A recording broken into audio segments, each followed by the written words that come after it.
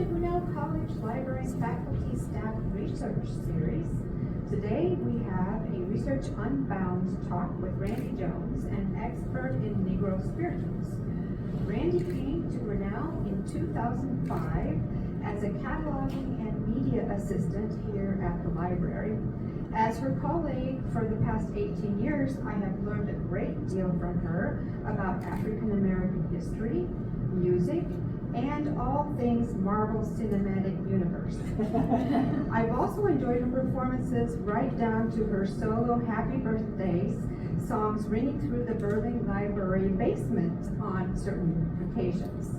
Randye is retiring from Grinnell as of October 6th and will be performing this Sunday on her birthday in Herod Chapel at 4 o'clock.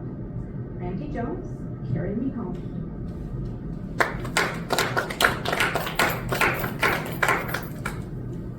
Good afternoon, everybody.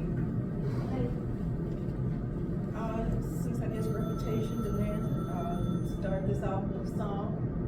We'll go from there. Sweet Lord, sweet chariot, coming for to carry me home. Sweet Lord, sweet chariot, coming for to carry me home. Y'all can have to program something here, really.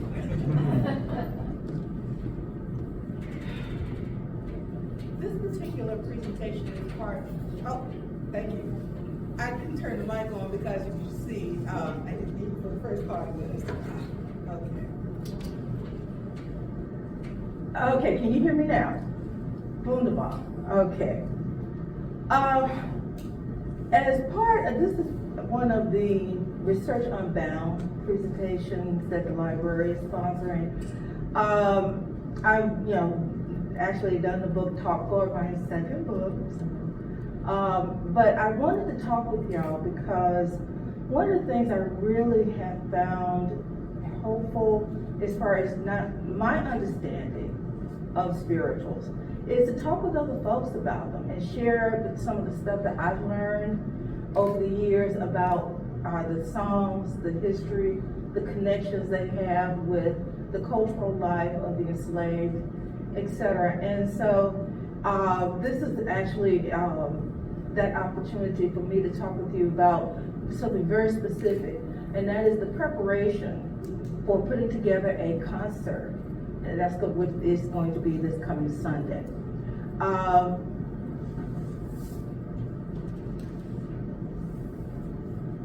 in the right direction. It's the right Right. Yeah. Okay.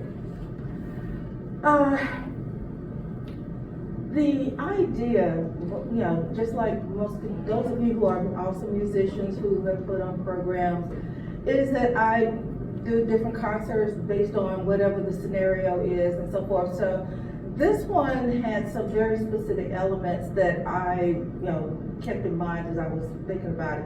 And not only did I want to talk about the spiritual, but also what its connection was to the Underground Railroad.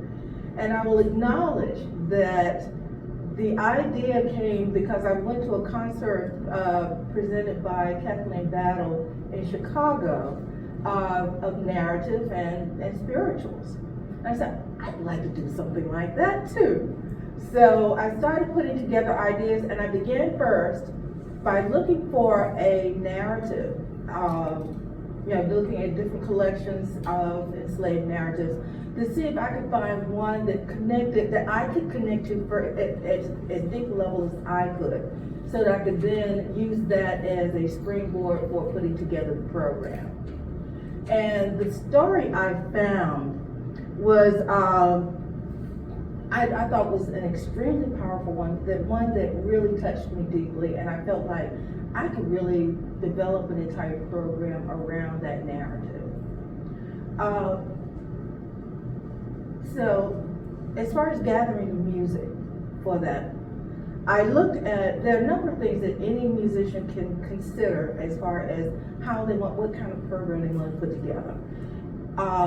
Do I want to concentrate on a particular composer, a particular style of performance? You know, is it just going to be a general program with a spiritual included, or what is going to be the purpose of that program? In this case, of course, because the focus was on the Underground Railroad and the narrative that I created, this is an all spirituals program. So then the next question was, okay, do I want to concentrate on one particular composer? And in this case, I decided to, I started looking at songs that I wanted to select that would be suitable for the theme, the narrative that I had selected. And it was, as it was working out, of course I had so many spirituals to choose from, that I could have gone any direction I wanted to go.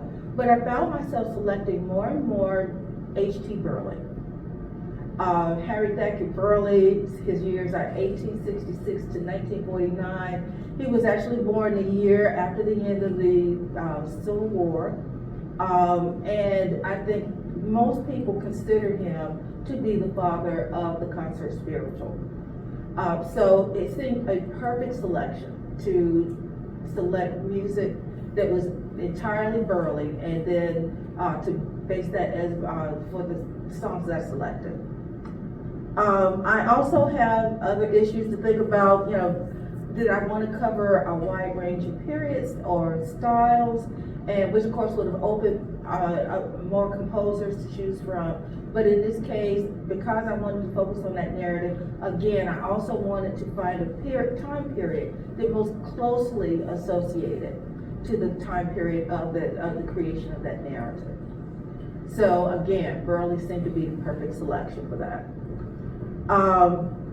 Of course, textual themes, again, the narrative selected, that basically locked me in to spirituals that were connected directly to the story, that telling of that story and telling it in the form of song. And then program length. That sounds kind of strange that I might think about that, but typically an hour-long program for a full concert, for me anyway, is I think enough time to really communicate myself musically, the thoughts of the program, and not start to drag into, oh my gosh, we're about to go into hour 3. Okay.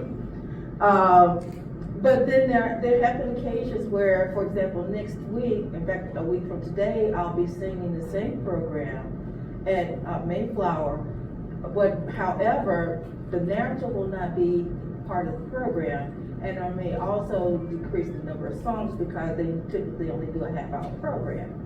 So that I'm going to have to go through, select which songs I want to take out to have a 30-minute program. On the other end, the following week, I'm doing the same program in Dubuque. And that will be a full program, but they're integrating it into, and basically turning it into a 2-hour program. I'm still only going to sing an hour, and it still will be the narrative. But we had to find a cutoff point, and so we'll sing the first 3 sections. They'll have the rest of their program, and then we will close out with that 4th section. So there's so many different things, the elements that that become a part of making decisions on what you're going to sing, how you're going to perform it, etc. And then the anticipated audience. This is a consideration because there may be occasions where I'm singing to a general audience. There are going to be people there who have never heard spirituals in their lives. There are going to be people who know spirituals so well they can jump up on stage with me and sing them. And so I want to program it in a way that's going to be understandable, approachable to no matter who the person is in the audience. Then there are also occasions where I am performing, say for example, a room full of voice instructors. And then suddenly I'm trying to think about stylistically, how wide a range of songs can I give them? And then talk about what it is that I'm trying to communicate as far as use of those songs and how they as teachers might use those songs in their teaching. So that's how, the selection of the audience can impact the song. And then sometimes I might be singing to a group of kids. And so, of course, the songs I want to select are going to be what I feel is going to be understandable and appreciable to those students. So I don't want to sing something that's too heavy or, yet, and at the same time, I can also teach them. And y'all might get a sample of that later, but we'll see what the timing allows on that front.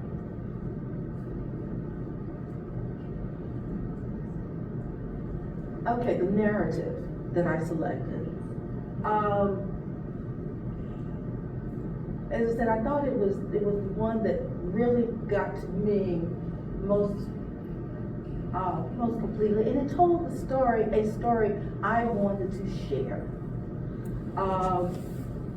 What I actually did, unfortunately, even if it was a fairly short narrative, but I still, to keep to an hour, did end up making some edits to that narrative. But I will have the information so that if anybody wants to see the complete story, they can do so. I will tell you, Margaret is an extraordinary story. It involves her baby, a master, and combat. And just a powerful story as far as why she found herself forced to escape and what she has to go through in order to make that escape. So,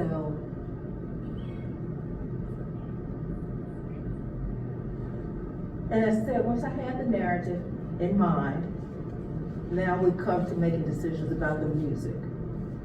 And I selected songs that help tell the story.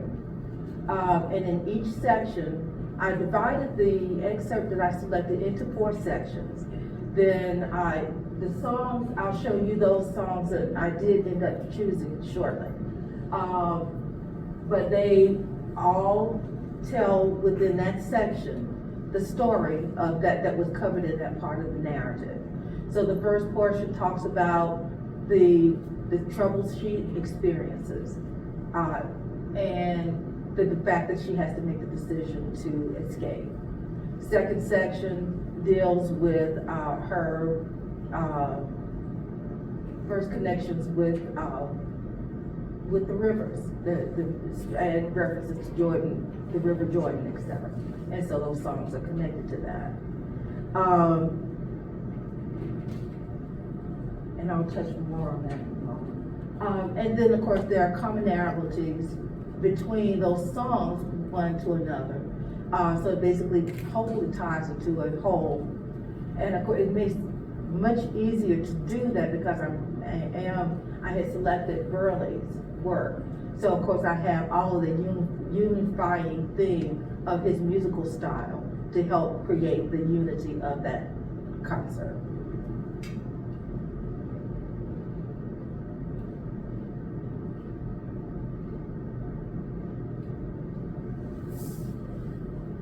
One of the things about spirituals is that they often were used as a means of communicating with one another secretly. And especially when it came to the issue of letting fellow enslaved know that they were about to escape and to use the Underground Railroad. So often the terms that you will see referenced in spirituals will have railroad-related connections. So you can see some of the terms that are used, agent, baggage, etc., that have a connection in one world to, baggage is a suitcase or whatever, but it has a totally different meaning when it's expressed spiritual. And then there are some additional words, and many of these words you would find related. This is the program that I'll be singing on Sunday. And so you can see a number of the songs that were that had references to the Underground Railroad do appear here. Her decision, the troubles that she experienced, her decision to escape, her experiences with the river, and then the fact that she succeeded in her escape.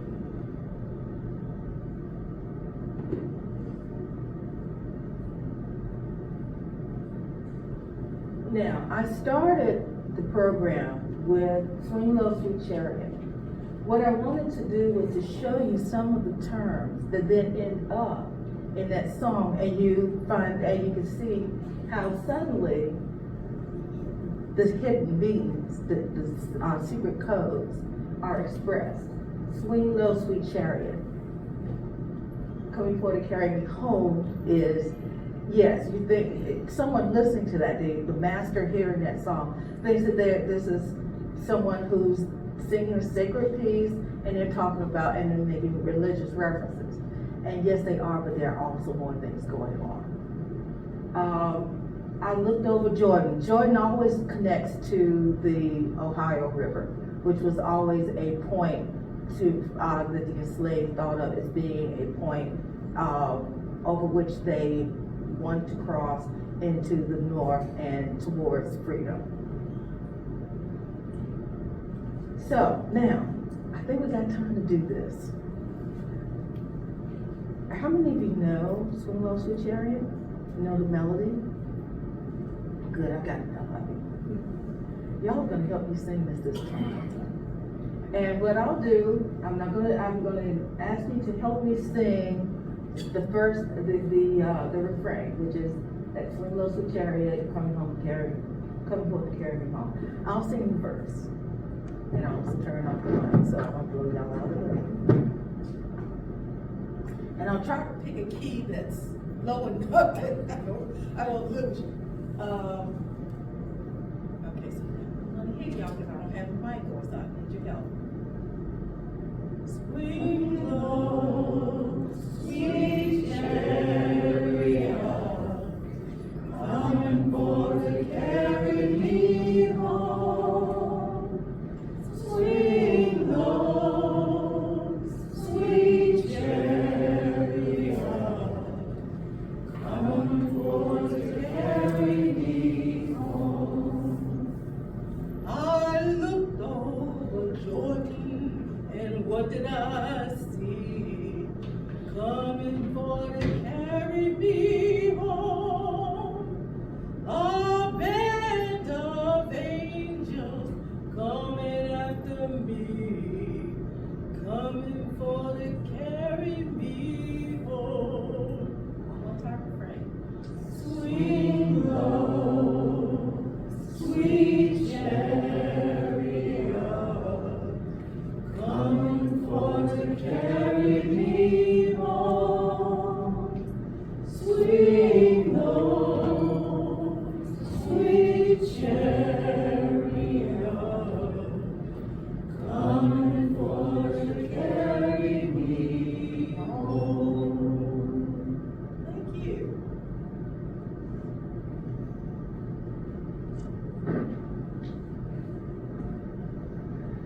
Okay, I've got a program in hand, and now I'm at a point where I'm starting to make musical decisions about how this music is going to be performed.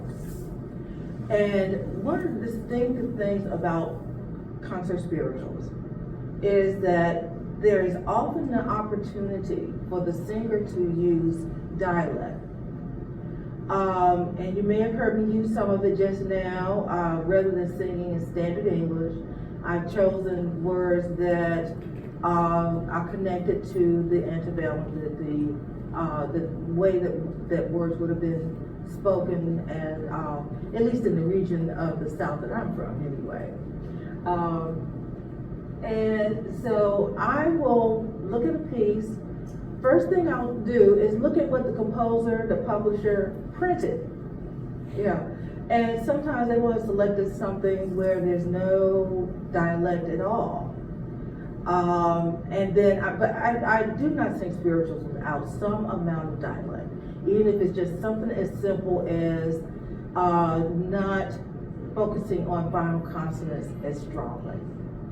And then there are times where Burleigh will have some of the spirituals that he published are heavily laced with dialect. And I take that and then expand beyond it. But the thing is, I am not going to take a Burleigh spiritual where he has published dialect and not sing it.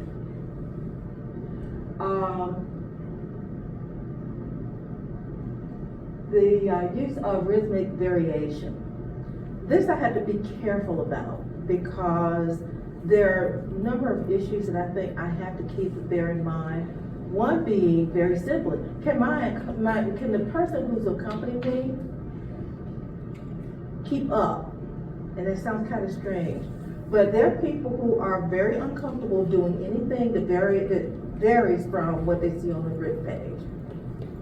And so if I'm working with a pianist who, if I do something, where I'm holding a note a little bit longer or shorten it, because I want to hear something rhythmically or harmonically a little different than maybe the composer originally intended, but I'm going to add on one end but still at another point so that we're still in the same place. I'm depending on the pianist to be able to keep on going. Or Randy's going to hold this a little longer, so I want to hold it a little longer because I'm anticipating that she's going to do this. We practiced it, of course, enough to know that my accompanist knows I'm going to do this. Or sometimes, I'll tell them, just keep playing exactly in the rhythm that you see there, because I want to create a harmony dissonance that was maybe not intended. The other thing I had to always bear in mind too is the time period that the composer wrote. Burleigh was a gentleman who composed in the early 1900s, the early 20th century. They did not have chord progressions that did some of the stuff that you hear in contemporary gospel music, etc. So I am not going to try to sing. Actually, first of all, I'm not a gospel singer. I'm classically trained Lutheran. And I just never really had exposure to gospel music as a singer. So I'm not going to do that, and I'm not going to select music that requires me to do that. On the other end, I am sitting there as an audience person listening to somebody take Burleigh and turn it into a 2021 gospel hit. I'm thinking that is not Burleigh anymore. That's your spiritual that you've created, And I feel like I'm taking it and doing something improper because that was Burleigh's setting. And so I really want to be as honest to his interpretation of that spiritual as I can be. And yet still also have some contribution as a singer. These songs are still first and foremost folk music. And it was the expectation that the people who were singing it were not going to sing it exactly the same way as they might have heard somebody else sing it. It's going through an oral tradition from one person to the next to the next. Words get changed, melodies get changed. And so there's nothing wrong with that, but I still want to be stylistically honest with what the composer intended.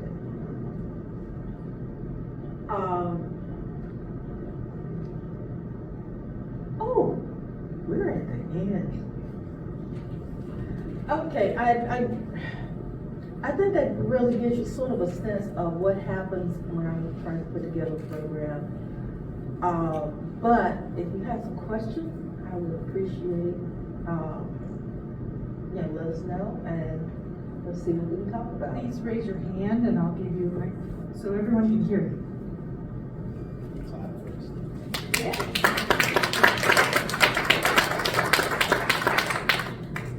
Hi, thank you, Randy. Looking forward to Sunday. You sort of spoke to this at the end, but I was wondering how you balance, particularly in a concert where you want to present a narrative. So Margaret seems sort of at the center of the story you want to tell. And Burleigh's music is sort of at the center of how you want to tell it. And you're the one on stage doing it. So sort of how you balance whose voice maybe central at any given moment, whether it's Margaret or sort of the story she's embodying, or Burleigh and the kind of music he's embodying, or your own history? Well, we basically had to divide this up. The person who's reading the narrative is Norm Grimm, and he does a beautiful job, I think, of telling the story. And he's told me on more than one occasion that he has to practice it several times to keep the emotion that he feels from reading it from getting so involved that he's not able to tell the story, that it chokes him up, you know. So, and I like the fact that he's that engaged with the narrative. So then, as I'm listening to the story, I actually find that I pick up from the narrative, and then as I'm singing the spirituals, the emotions that I'm feeling from that narrative end up being shared within the performance of the music. One other thing I did not mention, I decided too that I'm going to add one more element to the program. I don't know, several of you may know Catherine Rod. Several years back, she gave me a lovely gift that she had made for me. It was a quilt that tells the story of the Underground Railroad in images on the quilt itself. And I thought it would be a great way to share not only hearing the story, hearing us perform it, but also being able to see the quilt and the different scenes, the story that's told through the quilt on, you know, how the different things that people can learn from the quilt as far as the story of the Underground Railroad. So if all goes well, this should hopefully be up on display at the program as well. Did that answer your question? Great.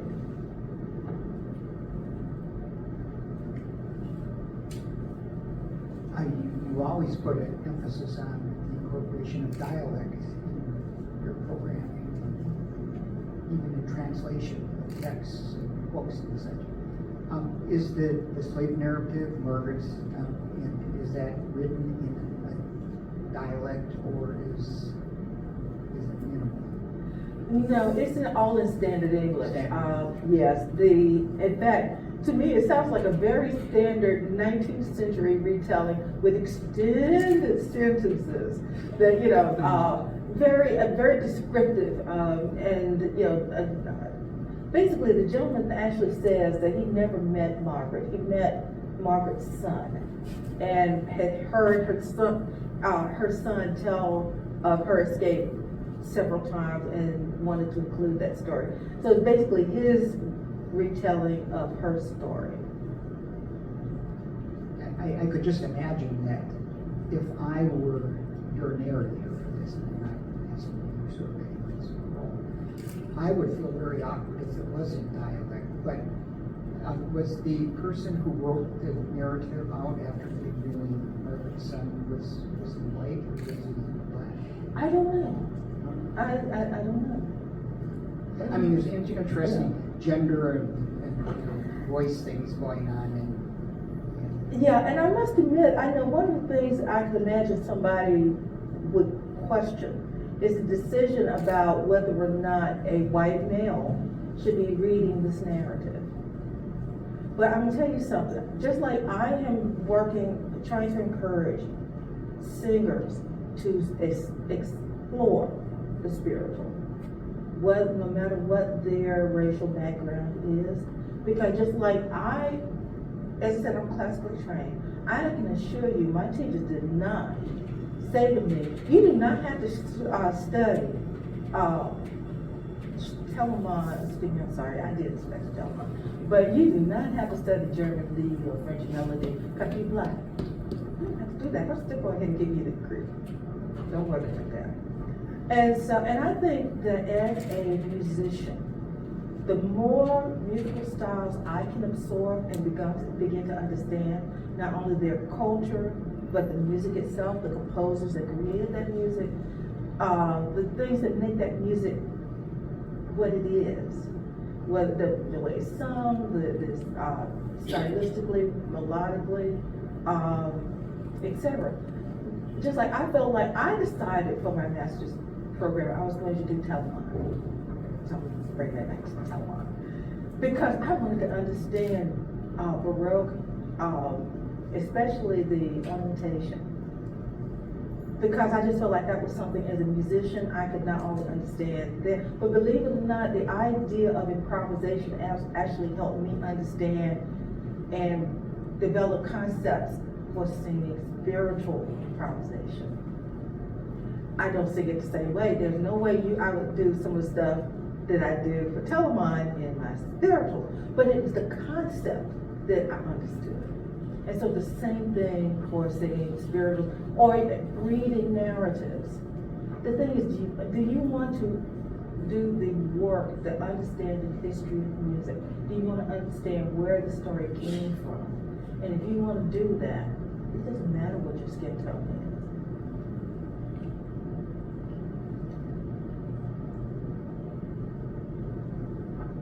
Question?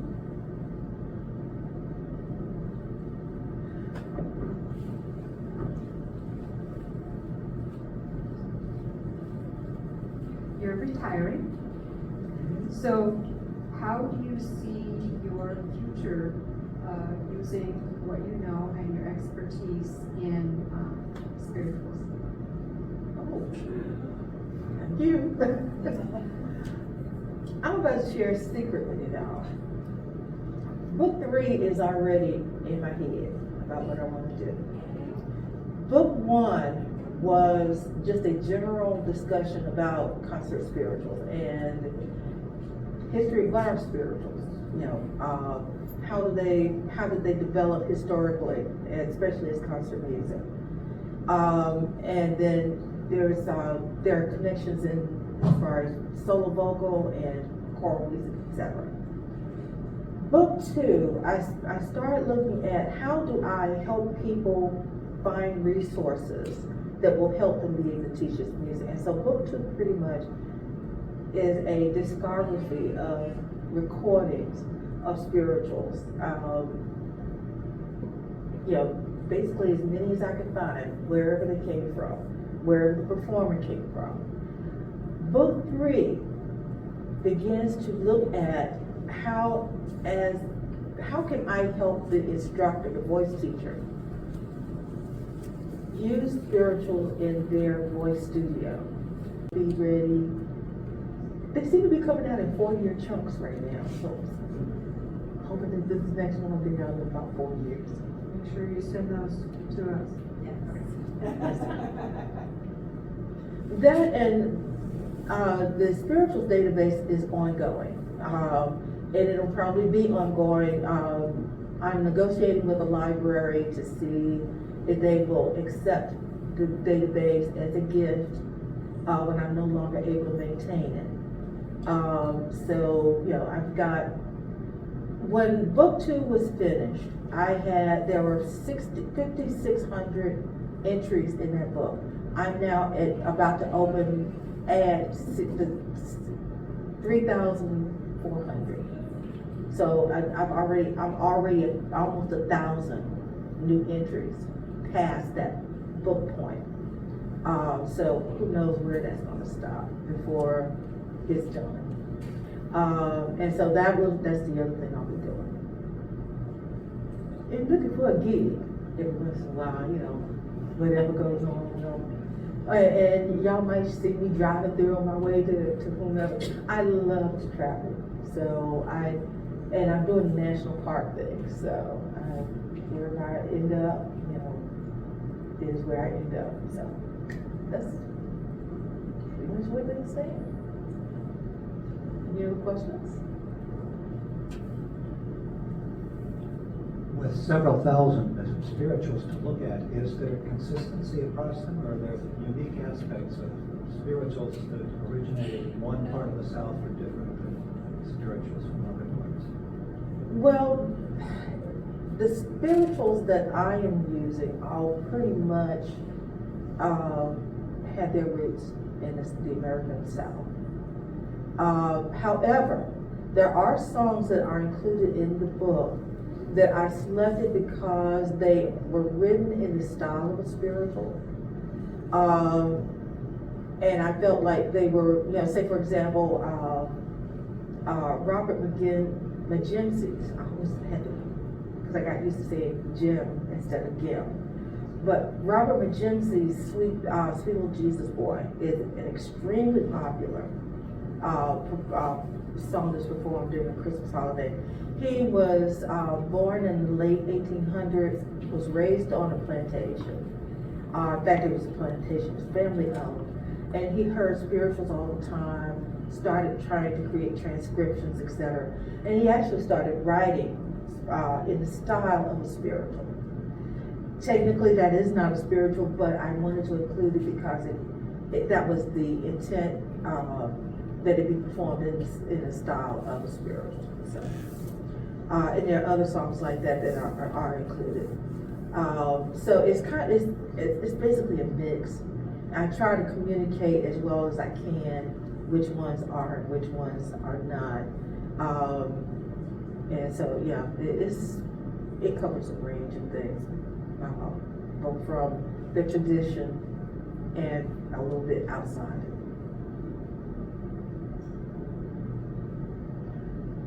Did I answer your question?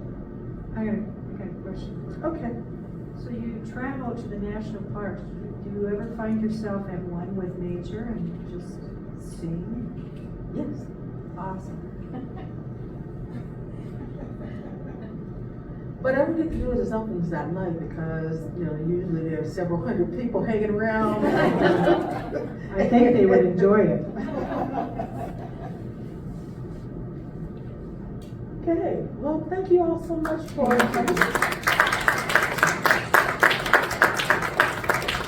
I think there's some more refreshments in the back if you did not indulge earlier coming in, or you want to indulge again, please stop again.